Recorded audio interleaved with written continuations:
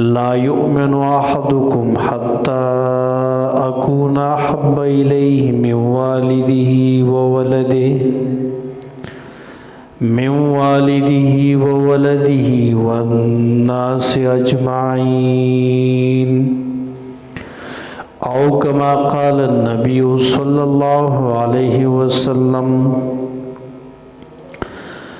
د نبی کریم صلی الله علیه وسلم د سیرت طیبه حوالی سره د مدنی دور سلسلوار بیانات مون شروع کړو چې کله نبی کریم صلی الله علیه وسلم هجرت کو د مکې نه مدینه منوره ته نو مخې ته څه حالات څه واقعات راغلي هغه ستاسو مخکې بیانېدل.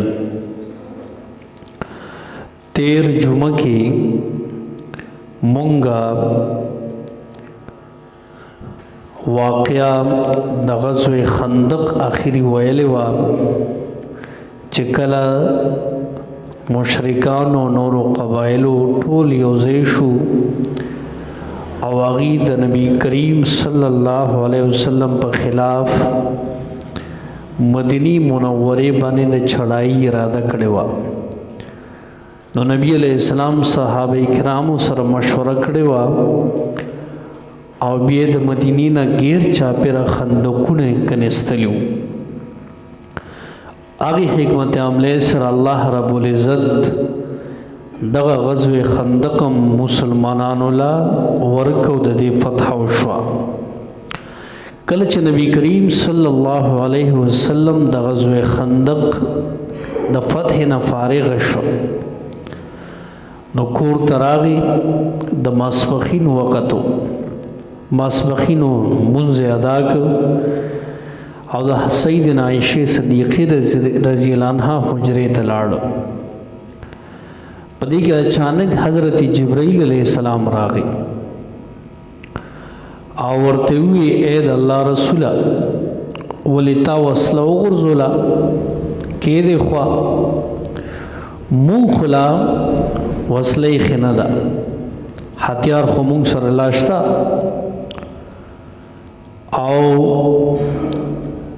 الله تعالی فرشتو ته هم د هتیارو یعنی د خوستو لا حکم نه دی ورکړی. او د دې نه بعد حضرت جبرائیل علیہ السلام نبی علیہ السلام ته وی الله اوس حکم کړی دی چې د بنو قریظه مقابله ته راوځي. بنو قریظه دا د یهودو ډله وه او دیم خلاف ورزي کوله. نو نبی علیہ السلام ته حکم وشو چې د دې خلاف جهاد لوځي. نو بیا نبی علیہ السلام د دې محلې ته ورغلی دی او ځان سره صحابه کرام چې کوم موجود و هغه اغوستي وو. صحابه کرام په دې غزوه کې 3000 کسانو 3000 او په دې کې 36 کسان داسې وو چې هغه په آس باندې سوار وو. او دغسې نبی علیہ السلام چې وته د مدینې منورې نه نو صحابي وړون عبدالله ابن ام مکتوم رضی الله عنه هغه خپل قائم مقام مقرر کړ. دلته نبی دی لاړل او دغه بنو قریظه آبادې ته او د دوی محاصره وکړه. نو صحابه ورل مهاجرینو د انصارو یو دسته وه او د حضرت علی رضی الله عنه په قیادت کې هغه پرچم او جنډه راغستې و مخکې روانو. نو هلته جنډه د یهودو د قلې مخې ته ښخه کړه. نو په دې کې یهودیانو څه بد رد نعوذ بالله نبی علیہ السلام پسې شروع کړل. چې کله داسې بد رد شروع کړل په دې کې نبی علیہ السلام راورسېد. علی رضی الله عنه ورته وویل چې دې خو داسې وایي غوسه مو علی رضی الله عنه. په دې کې نبی علیہ السلام د دې پوره آبادي د ګیرولو حکم وکړو چې دې نه یو منځي بس یو ټول په قلو کې دننه پاتې شو او 15 ورځو پورې دا محاصره جاری وه. آخر محاصره نه دوی تنگ شو. نبی علیہ السلام ترالل او حاضر شو. نبی علیہ السلام دا ټول وتړی د یهودیان چې کله د مسلمانانو د معاهدو خلاف ورزي هم کړې ده. بس پدې کې ډېر کسانو د دوی تقریبا 600 یا 900 دوی یو طرف ته جمع کړي شو او دا ټول هغه چې هغه جنگ والو. د دینه بعد د يهوديانو خزي ماشومان هغه د حویلیانو نه راوېستل شو، جمع کړي شو.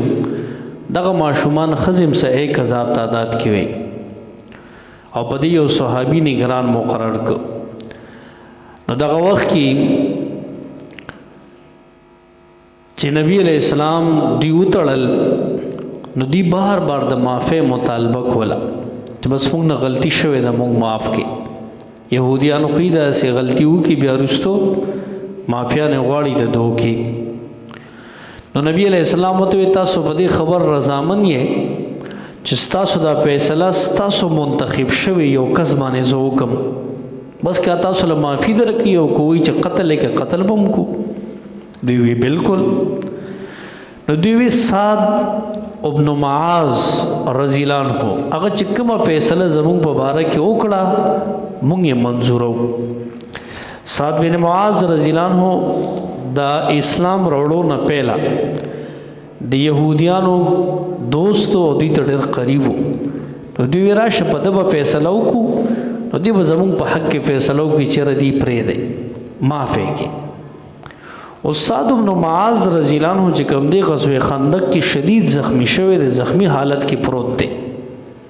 دی خدا غنو مو اغستو او مسجد نبوي سره خوا کې او خیمه کې پروت دی.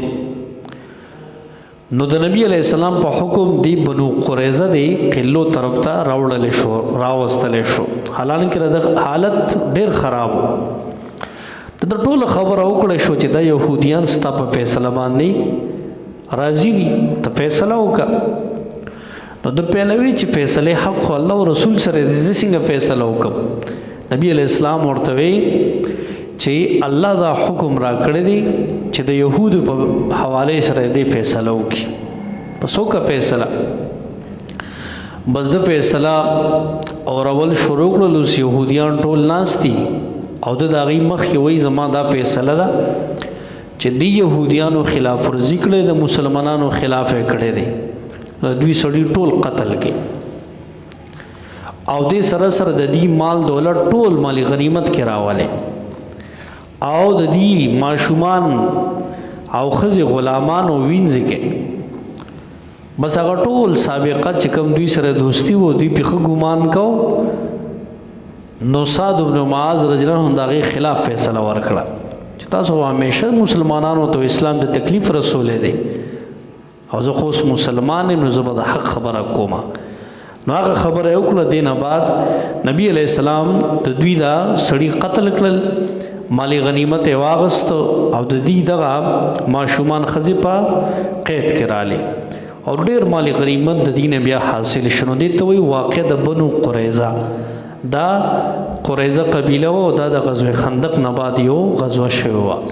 د دینه بعد تاسو وړې وړې نور غزوات هم راغلي دي. واقع دا بنو حذیل یو راغلی و او اغي سکسانو راغلیو نبی علیہ السلام سره یو دوکه کړي و. دوی وی رجی موږ له سکسان راګي چې موږ له اسلام تعلیم راکړي. نو نبی علیہ السلام لس حافظان دوی له ورکړل چې زه تاسو ته قرآن او خيو تعلیم بدر کی. د ظالمانو چې کله غیب وته لالته شهیدان کړل. نو نبی علیہ السلام چې خبر شو ډېر خفه شو. نبی علیہ السلام د دې خلاف روزه نو چې لاړل دوی تختیدلی وکړه چې دوی ته مسلمانانو پته ولګی دا دوی هغه ځای نه بس لاړل او تختیدل. نو دا فتح الله مسلمانانو لور کړو، د غزیم دوی ته خالی شو. دغه سي نور واړه واړه غزوات راغلي دي. خو بیا هم چې کوم په دې شپږمه هجری کې واقع راغلی و هغه واقع د صلح حدیبیه و. صلح حدیبیه ډیر عظیم فتح او ښکاره فتح و چې قرآن سوره فتح کې هغې ته فتح مبین ویلې دی. انا فتحنا لك فتحا مبینا، اے د الله پیغمبر مونږ تعالی فتح درکړه او ښکارا فتح هم درکړه د صلح حدیبی په شکل کې. دا اصل کې چونکې مکی والو سره خود مسلمانانو دشمنی وا او دوی چې هجرت کړو نو بیا دیخوا عمرې له نور راغلی. نو یو ورځ نبی علیہ السلام خوب ولید، په خوب کې ګوري چې زه عمرې له تلم او ما سره صحابه هم دي او موږ لګیایو احرامونه هم تړلي دي، عمرې هم کړي دي او څوک سرونه خرایي څوک ویښته واړه کوي. نو نبی علیہ السلام دا خوب صحابو ته وی، د صحابو چې دا خوب ووري د زړه روچت شو، وی د الله کور ته خو موږ هم تل غواړو او د پیغمبر خوب چې کومي هغه وحي وي، زموږ د خوبونو پرنګ داسې نه وي.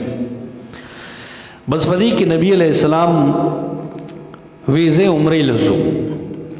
نو صحابه تیار کړل، صحابه تقریبا 1400 صحابه کرام تیار شو او ټولو احرامونه وتړل او روان شو. دی چې کله روان شو نو په دې موقع باندې د نبی علیہ السلام ډېر معجزات دلته ظاهر شوي دي.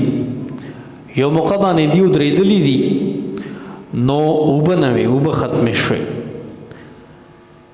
نو نبی علیہ السلام یو لوخي کې صوبه یو پاغې او دس کو نو صحابو ته یې رجی بس دغه اوبه موږ سره باقی دي، نور اوبه نشته.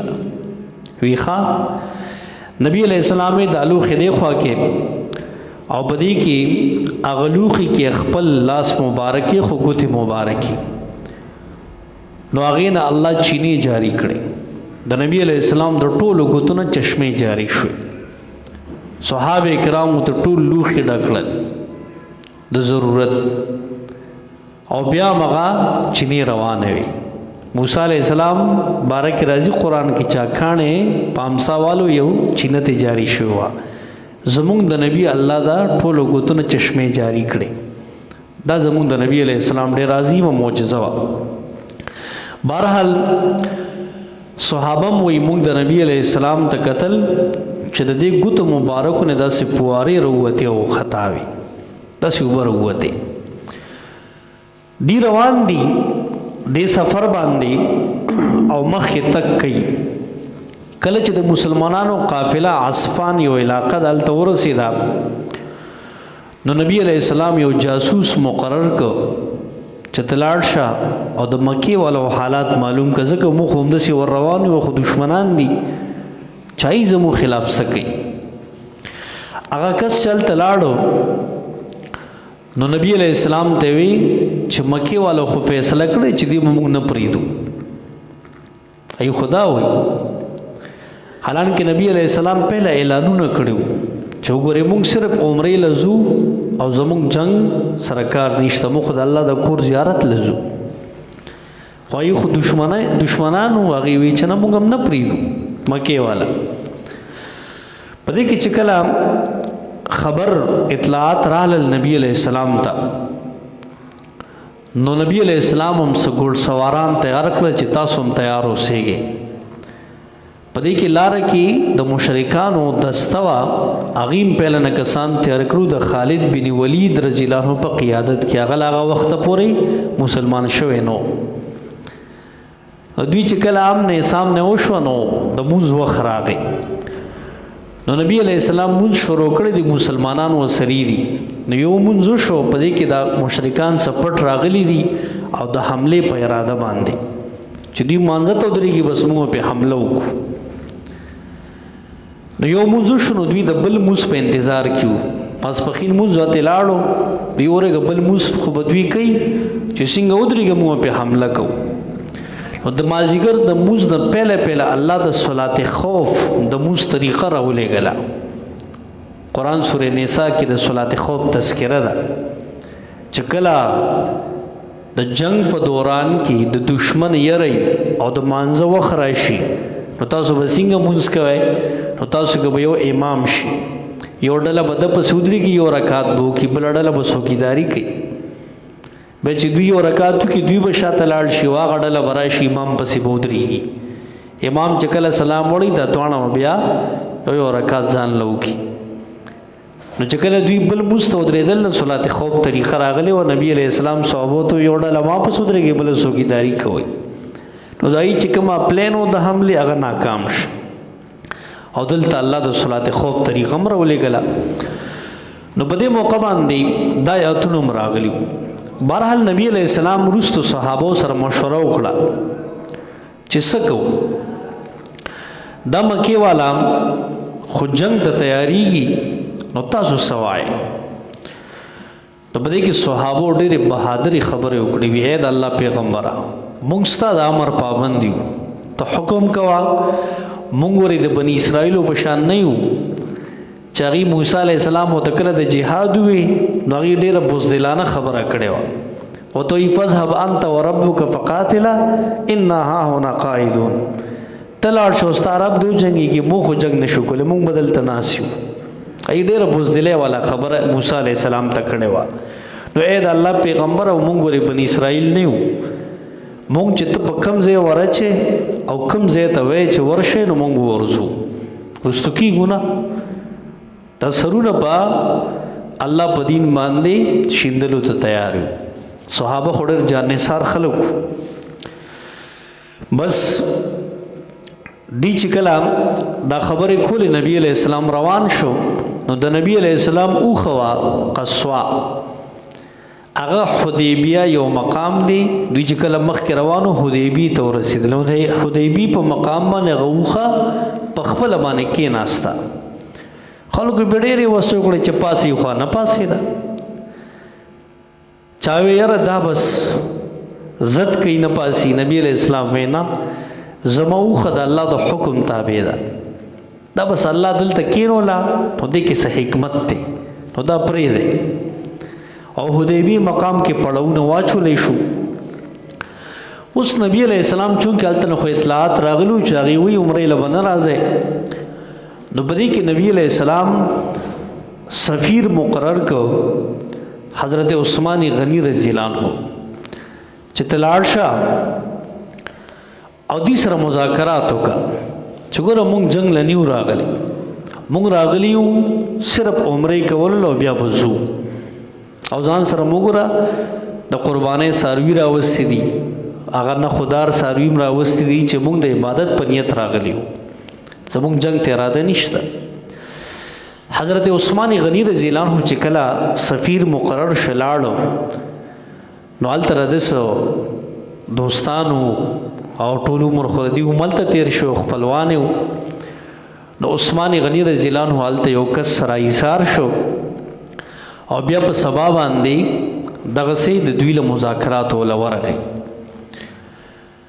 نو په دې کې چې کله مذاکرات شروع شو عثمان غنی رضی الله عنه ته دا مشرکان د مکې وایي چې نه تاسو خو دې کال عمره موږ نه نشئ کولی او نه موږ هم پرېږدو ته دومره راغلی عثمان رضی الله عنه ته وایي نو زه ته ورشه که د بیت الله طواف کې عمره کې وکړه عثمان غنی رضی الله عنه ته ډېر عجیب جواب ورکړو وایي چې رسول الله طواف نه کړی زه څنګه ست طواف کولی شم موږ خو د الله د رسول تابع یو چې هغه موږ د څه وایي نو موږ هغه کوو تاسې نه شو کولی بهرحال په دې کې یو افوا د دننه راله چې عثمان غنی رضی الله عنه مشرکانو د مکې شهید کړ اوس دا اطلاع مسلمانانو ته راورسېده مسلمانان ډېر حیران شو نبی علیہ السلام پریشان شو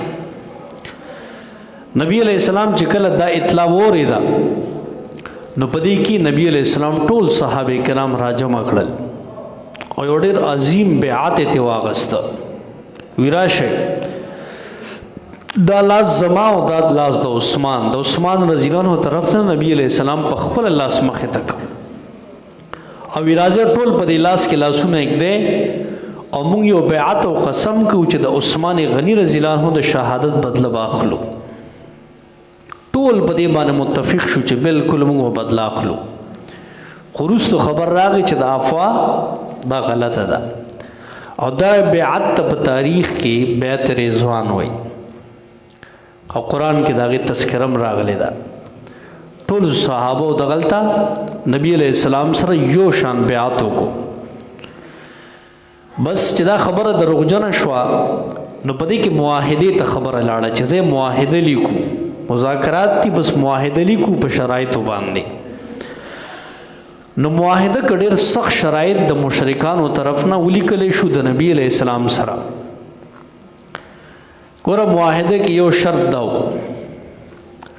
چې یو خو به تاسو دې کال عمره نه کوئ پهلنی شرط پکې دا واپس کېږئ به تاسو ډېر سخته خبره وه چې ټولو احرامونه تړلي دي راغلي دي د عبادت په نیت او د الله کور ته څوک نه پرېږدي او بیا د الله رسول او نبی ډېر سخته خبره وه دویم نمبر شرط پکې دا و که چېرته زموږ نه یو کس مسلمان شو او ستاسو طرف ته درغی او هغه سره د مشرانو سره نه وه نو تاسو بیا موږ له راکوئ دا نه چې مسلمان شو تاسو سره وئ زموږ کس دی موږ ته بیا واپس کوئ او که ستاسو نه یو کس موږ ته راغی نو موږ بیا نه درکو اوس دا ډېر سخت شرط بالکل د مسلمانانو خلاف لس کالو پورې جنگ بندي وي د یو بل خلاف په جنگ نه کوو دا خو صحیح شرط و لس کالو پورې مونږ به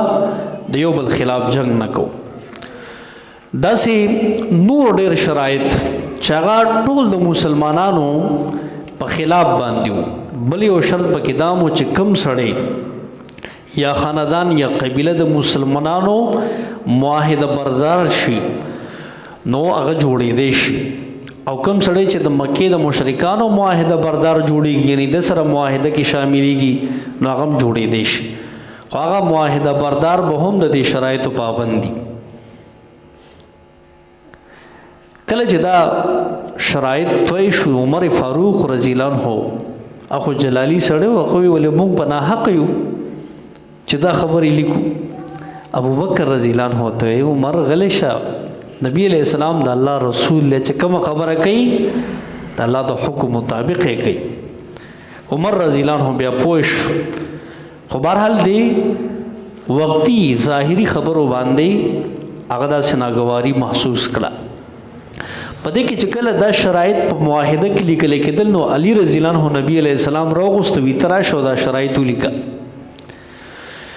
نو علی رضی الله عنه چې کله دا معاهده لیکل شروع کول نو دوی بسم الله الرحمن الرحیم پهلا دولی کړه مسلمانانو شروع د بسم الله نه کیږي نو بده کې هغه مشرک کم چې معاهده لیکلو تناستو سہیل بن عمر هغه ته نه دا بسم الله خو ټیک ته خدا رحمان رحیم بکې نه منو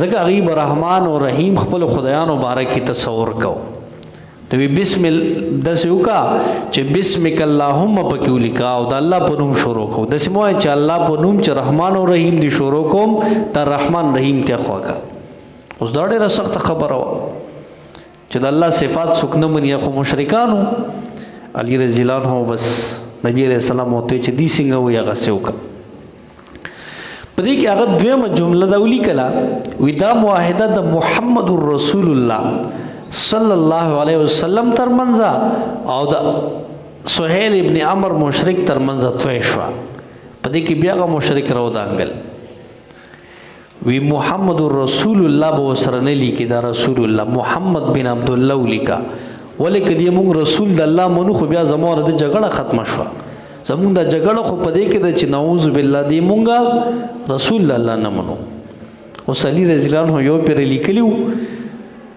نو علی رضی الله عنه ته کله دا مشرک دا خبر وکړه چې را دروان کا وته نه تا کوم خبره ده دا بل کمی ګوتی چې دا محمد صلی الله علیه وسلم سره رسول الله یو پیرولی کړي شو دی به رواني دا اس کله زنو کو نبی علیہ السلام ته پخپل باندې هغه پین او قلم واغستو یا خوشا او ویلیکل محمد بن عبد الله ترمنځ او د عمر ابن سہیل ترمنځ دا معاهده توی شو په دې کې لوی حکمتونه نبی علیہ السلام چې کم کار کو د الله د وحی په تناظر کې کو علی رضی الله عنه خلا پوینو بهرحال چې دا معاهده کله په دې شان باندې ولیکل شو نو د دینه بعد کله چې دی واپس یو کړه ځکه معاهده کې خود او چوز دې کال به واپس کېږي عمره بنه کوي نو بلاره کې الله سوره فتح نازله کړه. نو قرآن کریم سورت د شپږشتمې سپارې انا فتحنا لك فتحا مبینا. اے د الله پیغمبر تعالی موږ ډېر ښکاره فتح درکړه. د صلح حدیبیه دي ته ویلی شو او صلح حدیبیه په شکل کې تاسو ته یو عظیمه فتح ملو شو. په ظاهر خو شرایط سختو د مسلمانانو خلاف د معاهده ښکارې ده، خو په حقیقت کې د مسلمانانو په حق کې وه. ولی د دې صلح نه بعد چونکې 10 کاله جنگ بندۍ پکې شق راغی، بل چې کومې ډلې تاسو سره شاملېدی شي، کومې موږ سره شاملېدی شي، نو ډېرو خلکو مدینې ته مسلمانانو سره ناجانه جوړه شوه. نو ډېرو خلکو اسلام نه لنډ نه ولید، مسلمانان شو، اسلام دعوت ته لاره وکولو شوه. د اوس په دې اعتبار دا فتح مبین وه. اگر چې دې کال عمرې ته پرې نه خور، ډېره د خفګان خبره وه، خو بل طرف ته پکې اسلام دعوت ته لاره وکولو شوه. نو د دې صلح نه بعد ډېر خلک مسلمانان شو او ډېرو خلکو ایمان وروړو. نو سوره فتح کې دا خوشخبری الله رب العزت دې متعلق ورکړه. او د معاهده چې کله ولیکل شو، نو دغه مشرک سهیل ابن عمر زوی دی، هغه چې کوم دی مسلمان شو. نو هغه چرته ابو جندل نامه وا، هغه د مشرکانو قید کې راوسته او ډېر اذیتونه ولا ورکول چې ته ولې مسلمان شوې. په دې کې هغه په څه طریقه ځان را خلاص کو او دغه معاهدې په ټیم کې راورسېدو نبی علیہ السلام ته وی چې د مشرکانو د اذیت نه مخلاص کا. اوس معاهده لیکلې شوی وه، دسخط یې پې وشوی. نو په دې کې اوس عمر ابن سهیل هغه مشرک چې خپل زوی ولیده، نو ورغه یو څپېړه ولا ورکړه په وښلو شو پې. او نبی علیہ السلام ته وی وګوره اوس موږ معاهده کې ولیکل چې زموږ نه یو کس زموږ د مشرانو اجازت نه بغیر تعالی راشي مسلمان شي ته به موږ له راکې. او شابه په دې عمل وکړه. تو ډېره سخته فیصله وه چې مسلمان په تکلیف کې او هغه تا نه پناه غواړي او تا معاهده لیکلي، نو بیا خو پکې څه کېږي نه. نو نبی علیہ السلام ورته زه واپس شه، تا موږ نه شو اخیستی. نو ابو جندل ډېر افسوس سره وی چې د الله پیغمبر ته بیا ما دې ته پرېږدې. نبی علیہ السلام ورته وی موږ اوس معاهده ولیکله او د دې خلاف ورزي خو موږ نشو کولی، دا خو د الله د حکم مطابق معاهده ده. خو زه الله به خیر کی، ته لږ صبر وکړه، نور الله به ډېر رات راولي، اسانۍ به راولي. د دې نه بعد انشاءالله لږ وخت پاتې دی. دا پیشنګویي ورکړه. بس بهرحال دا معاهده چې کله وشوه، د دې نه بعد غزوه خیبر راله. غزوه خیبر د دې صلح حدیبیې نه بعد یو غزوه راغلی وه. دا یو قصبه وه، د یهودیانو لوی لوی باغونه پکې وو. نو دوی به مسلمانان ډېر تنګول او د هغې خلاف به سازشونه کول. د مدینې منورې نه تقریبا 150 کیلومیټر کې دا علاقه واقع ده. نو نبی علیہ السلام چې د حدیبیې نه تشریف راوړو، دا معاهده وشوه، نو حکم ورته راغی چې شا بیا اوس د خیبر طرف ته مخه وکړئ. نو نبی علیہ السلام هلته خیبر ته ورسېده. نو خیبر والا خلک چې خبر شو چې نبی علیہ السلام مسلمانان په موږ حمله کوي، نو هغوی په ځان باندې ډېر ناز و. او دغه ټایم کې د یهودیانو تعداد 10,000 نه هغوی موږ سره څوک مقابله کولی شي، موږ خپله جنګجو خلک یو. په دې کې نبی علیہ السلام او مسلمانان چې کله ورسېدل، نو د دوی داسې 3 قلې وې. نو یو قله باندې چې کله حمله وکړه، دوی پټ شو په قلو کې او بار نه راوتل. نو نبی علیہ السلام حضرت علی رضی الله عنه له جنډه ورکړه چې تلاړ شه او شا به د دې مقابله وکړه. دې نه مخکې نبی علیہ السلام د ارشاد فرمایلو، نن به زه جنډه هغه سړي له ورکومه چې الله او رسول سره مینه کوي او الله او رسول هغه سره مینه کوي. داسې سړي له به زه جنډه ورکوم او هغه به کله هم میدان نه تیښته نه کوي. داسې شخصیت به او الله به د هغه په لاس باندې فتح موږ له راکوي. نو بس په دې کې ډېرو صحابو لاسونه اوچت کړل چې چېرې چې موږ له دا جنډه راکړي. نبي علیہ السلام علي رضی الله عنه ته ویې ته راشه.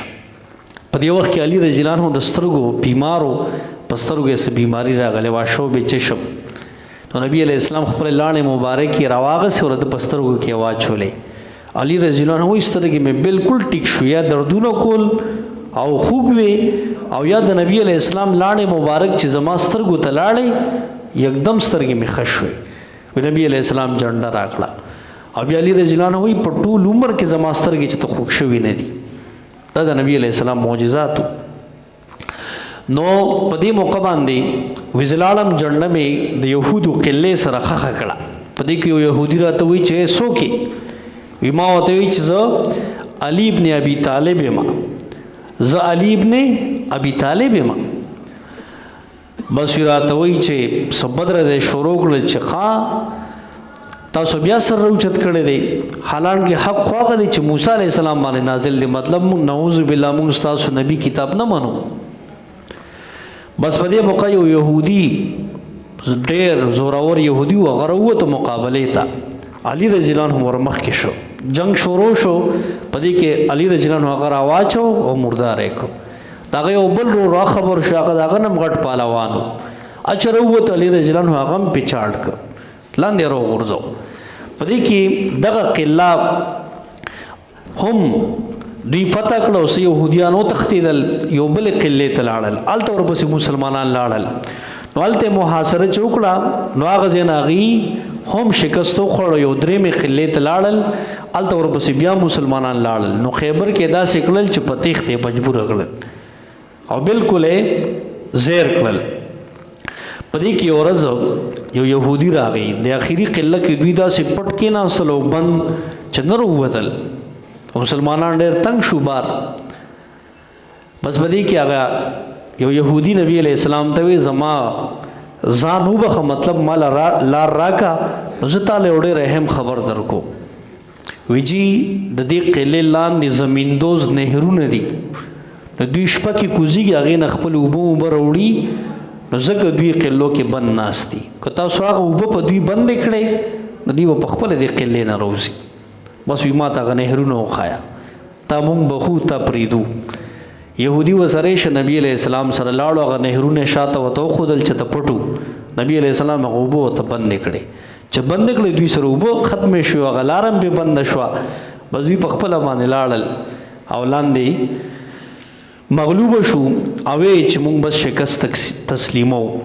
د دې نه بعد دوی د قلو نبی علیہ السلام په ټولو قلو قبضه وکړه. دوی مالی غنیمت او هر څه مسلمانانو ته رال. دا غزوه خیبر وه چې الله ډېره غټه فتح او مالی غنیمت مسلمانانو له ورکړ.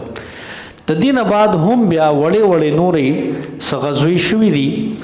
په دې کې چې کله خیبر فتح شو نو یوه ښځه وه، دا یو واقعه ډېره اهمه راغلې وه. د یهودیانو یو ښځه وه، نو هغې د صحابو نه تپوس وکړو، یاره د نبي علیہ السلام د دې چیلې په غوښه کې کومه غوښه ډېره خوښه ده، د کوم ځای غوښه؟ صحابه ورته وایي د نبي علیہ السلام د دستي غوښه، یعنی د هغه مټ او د پتون غوښه ډېره خوښه ده. بس هغې یو دستي پرې کړو، چیلې لال کړو او هغې روید کړو، خو په هغې کې زهر اچولی او نبی علیہ السلام صحابو ته وی رجی ما تاسو له دعوت کړی دیو که تاسو دا قبول کړو ډېره مهرباني وي. نبی علیہ السلام وی ټیک ته صحابو وی. په دې کې چې کله هغه روټۍ راوړه غوښې راوړه کېخوا، صحابه هم کېناستل، اوس صحابه هم نوړی واغسته. نبی علیہ السلام نوړی چې څنګه واغسته تېره کړې لا نه ده او راوي ویشته. صحابو ته یې مه خورئ، وی دې غوښې ماله خبر راکړه چې په دې کې زهر دي. دې غوښې ما ته ووایي. یو صحابي خوا کې و، هغه وی د الله رسول ما چې څنګه خولې ته ښکړه نو ما ته هم څه محسوس شو، خو ما د دې یارې تاسو ته ونه وی چې هسې نه ستاسو دا روټۍ خرابه نه کړم، ما باندې هسې څه خوند لګي. هغه صحابي بیا د هغې نه شهید هم شو، ځکه د هغه خوند تیر شو. نو نبی علیہ السلام دا ښځه راوغوسته، دا یهودي ښځه راولې، ورته وایي تا دې روټۍ کې زهر اچولي دي. نو دا ښځه ورته وایي تا ته څه ووایي؟ وی ما ته هغې غوښې ګواهي راکړه کومه چې تا پخ کړې وه. بس ښځه حیرانه شوه، وی دا کار دې ولې کړی دی؟ تا ولې زهر اچول؟ ویره جی د غزوه خیبر کې زما پلار خاون نورور ټول مې مړ شو، زما قوم قبیله تاسو ختم کړه. نو ما وی کتر دنیا بادشاہ خو زب زهر واچم تبا ختم شي، او کنه واقع د الله نبی خو تا ته الله خبر درکې د زهر متعلق. نو چې توسوی نو واقع ته د الله نبی، نو نبی علیہ السلام د ذات بدله به د چانم ناغستا. نبی علیہ السلام په دغه وخت کې چونګې سو اصحابیم لا سيو پیغمبرم سیرنا سینوي بس معاف کړه. نبی علیہ السلام سره چې ذاتی بد کړو نو همیشه معاف کول کړی دي، او دین سره چې کله دغه بازی کړي د الله داسې سړی پیغمبر بیا پرې خنه دي، خو خپل ذاتی چې کما مصیبت به وته رسول نو نبی علیہ السلام با عفو درگذر کولا. نبی علیہ السلام د خزه دغه وخت کې معاف کړه. بیا محدثینو یو کال بعد دغه صحابي شهید شو، نو نبی علیہ السلام دغه يهودي خزه دغه په قصاص کې بیا قتل کړه ورستو. او نبی علیہ السلام وی چې د زهر او اثر هغه اخیری وخت کې نبی علیہ السلام ویلو چې زما د رګونه کټ کې هغه اثر بیا مو. خو بهرحال دا یو واقع د غزوه خیبر نه بعد هم راغلی و. ان شاء الله اخیری واقع بیا د فتح مکه ده، او فتح مکه نه بعد وروسته چې کوم اخیری حالات دي اخیری به بیا موږ را روانه جمعه ان شاء الله وایو چې کوم حالات بیا رالل. نبی علیہ السلام باقاعده اغلوی د مکه فتح چې د فاتح په شکل کې بیا مکه ته راغلیو، او ټول خلک زیر شو بیا، او اسلام ګډ ګډ ته پیلاو شو. بیا نبی علیہ السلام اخر کې د حجۃ الوداع عظیم خطبه ویلې ده. واخر دعوانا الحمدلله رب العالمین.